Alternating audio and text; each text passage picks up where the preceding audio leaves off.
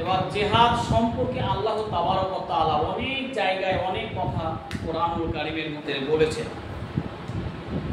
কিন্তু মানুষ আমরা অবগত আছি যে জিহাদের কথা মানুষের সামনে বলা সত্য, সেই জিনিসগুলো আমরা বারবার বলা সত্য নিজের জীবনকে উন্নতির দিকে নিয়ে যেতে পারছি না।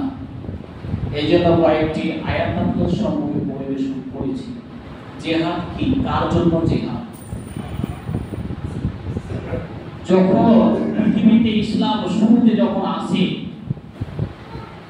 আমাদের প্রতি যখন কোরআন এসেছে, এর আগে অনেক কিতাব এসেছে, তাওরাত এসেছে, ইনজিল এসেছে, তারপরে আমাদের ভিতরে যে কোরআনুল কারীম এসেছে, কোরআন যে আমরা পেয়েছি, কোরআন থেকে আমরা এমনি পেয়েছি না কোনো যুদ্ধের মাধ্যম দিয়ে পেয়েছি, না জিহাদ করে আমাদেরকে নিয়ে আসতে হয়েছে।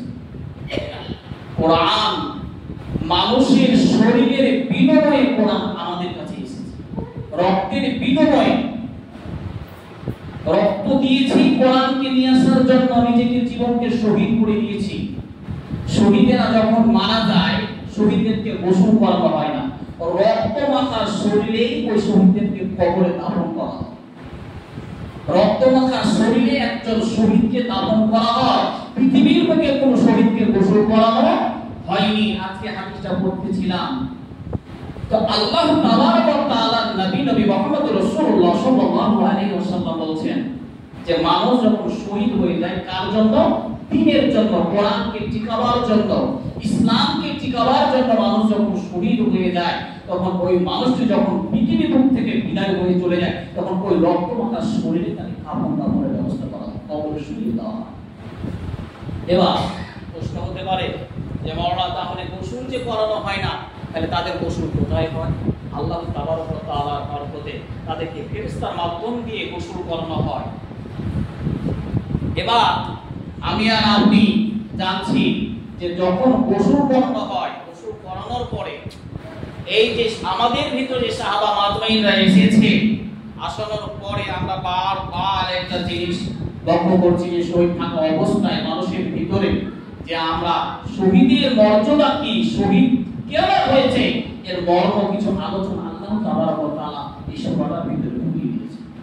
কিয়ামতের দিন ওই শহীদ যেদিন রক্ত মাখা শরীর নিয়ে উঠবে, যেদিন বিভীষিকাময় কিয়ামতের দিন রক্ত মাখা শরীর নিয়ে যখন ওই সাহাবা উঠবে, আল্লাহ তাবারক ওয়া তাআলা বললেন, সাহাবা, হে আমার বান্দা, তোমার রক্ত শরীর কেন, তোমার রক্তে কি বলে যে রক্তে মাখানো কেন?